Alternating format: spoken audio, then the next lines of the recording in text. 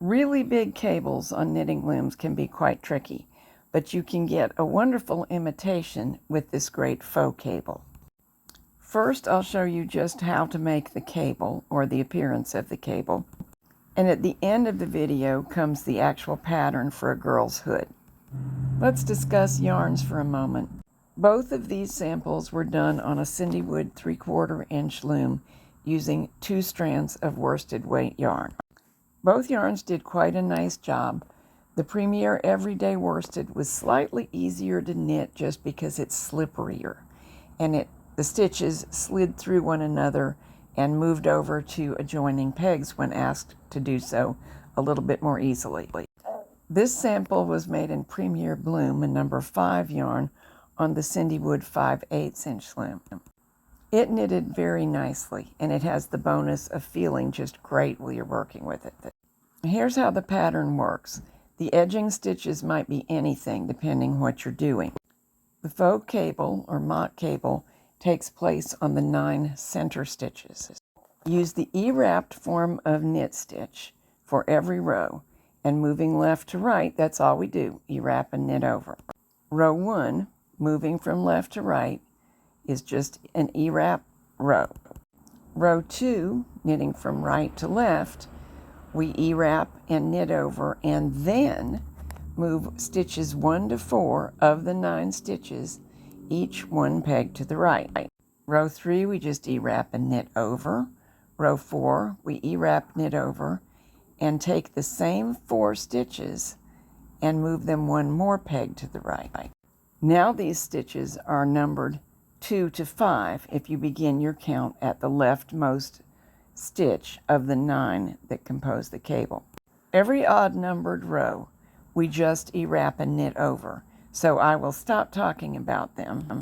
Row 6, the same 4 stitches, move an additional peg to the right. This time they start on pegs 3 through 6. Row 8, they move again to the right. This time they started on pegs 4 through 7. And the 10th and final row, the stitches that are now on pegs 5 through 8 move 1 more peg to the right, and they hit the 9th peg. Here I'm working on the edging of the bulkiest of the samples. That brings me up to the 9 cable pegs. There they all are. And we'll just E-wrap and knit those. I tend to E-wrap them all and then work one of the edging stitches to hold everything still and knit them all over. It's okay to do that way, but it's also okay to wrap one, knit it over, wrap one, knit it over, and do them one at a time like that. Notice that on one of the pegs, I didn't have a true stitch.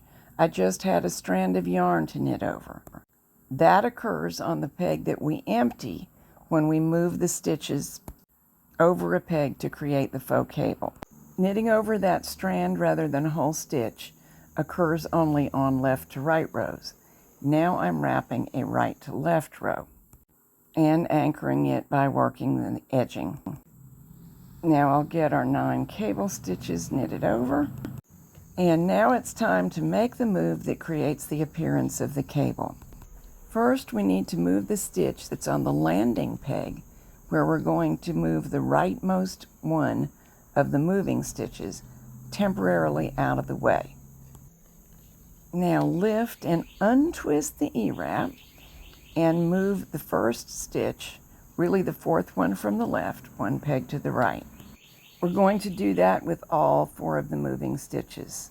Lift them off their present pegs, untwist, and that untwisting gives us a little bit of extra length that will make it easier to reach the next peg where its destination is without undue stress on the yarn or the loom or our hands. The stitch on the landing peg that was temporarily moved out of the way needs to go back where it came from. The nearest strand of yarn behind the empty peg needs to pop over it, and that's where it comes from to knit over next row. So on the next left to right row, we'll work this peg in this manner. On every left to right row, there will be 1 peg with 2 stitches on it, because this peg received a spare stitch when we transferred, and we must lift and knit over both stitches this row. Now I'm actually knitting the hat on an X loom with the 5/8 inch spacing and using the bloom yarn. Slip the first stitch, knit the second stitch, pass the yarn in front of the third stitch, knit the next 3 stitches. The yarn markers are positioned so as to tell me when to purl. We'll purl those 2, and then we're up to the cable stitches. As I've mentioned, I like to E-wrap all of them, and then I'll probably anchor the yarn at the other end using my purl stitches. Perfectly good way to do it, but so is wrapping one at a time. Do whatever you're comfortable with. Now, as this is an even numbered row, and we're working left to right, even though I'm working around the X, all we do is knit over. They don't do any moving around this row. The purls that surround the cable stitches are already complete. I did that before. So we'll knit over 3, pass the yarn in front of 1, and knit the final 2 stitches. Every odd-numbered row ends like that. Every even row begins like this. Slip the first stitch, knit the second, purl 2 loops off of the third, and knit the next 3 stitches, which will get us up to the purl stitches. Those stitches are to be purled every single row, both odd and even rows. So we'll purl those 2 stitches, and then this is a moving row. But first we wrap and knit all of the stitches, and as usual, I'm anchoring with the next 2 purls. Now I go back and knit over all of my loops, and then we'll move our group of 4 stitches over 1 stitch to the right as usual. This time they're going to land on the black peg, so I'm removing that stitch and moving it to the right temporarily. And now I'm going to lift the next stitch over, untwist it, and move it to the black peg.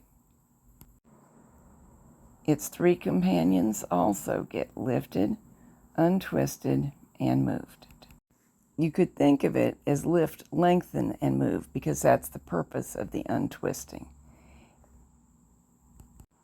Now the stitch that was moved out of the way on the receiving peg goes back to its original position, and we bring the bar of yarn in front so as to be able to make the next row. These 3 stitches are always knitted. We're at the opposite end of an even row, so we purl off 2 loops and knit the final 2 stitches. And here's our beautiful cable in the process of being made. Here are the other pattern details. This hood begins by casting on using every other peg, using only 13 stitches. Knit 8 rows like that, and then to begin the actual hood, wrap every one of the 25 pegs that are in this span. Every odd-numbered row is slip 1, knit 1, wrap 1. By wrap, I mean let the strand of yarn pass in front of the peg, but don't knit it. The knit stitches that are not involved in the cable are the U-knit form of knit stitch. Then knit 3, purl 2, and that gets you up to the cable stitches. Knit all 9 of them, and always using for the cable stitches the E-wrapped form of the knit stitch. Purl 2, knit 3, wrap 1, knit 2. The even numbered rows are very similar with 2 changes. The first change is that where we wrapped pegs previously and did not knit, we will now purl over 2 loops at the same time. The other difference on even numbered rows is that we begin the process on row 2 and do it every even row that I showed you beginning 1 minute and 25 seconds into the movie. You might want to go back and review that, because as you will recall, every single even numbered row is detailed. Repeat the cable 7 times. That will take 70 rows. Transfer every other stitch to the next peg over and knit 8 more rows using every other peg. Then bind off. Fold the long strip of knitting across its narrow dimension so that you can seam the back of the hat together. I chain stitched with a crochet hook, but any method of seaming would be acceptable. Using a crochet hook, chain stitch for 12 to 14 inches using the main yarn, then work around the bottom of the hat in single crochet, and at the other point of the lower edge of the front, chain another 12 to 14 inches. If you don't know how to crochet at all, the single crochet is pretty much optional, but it certainly does add a nice touch.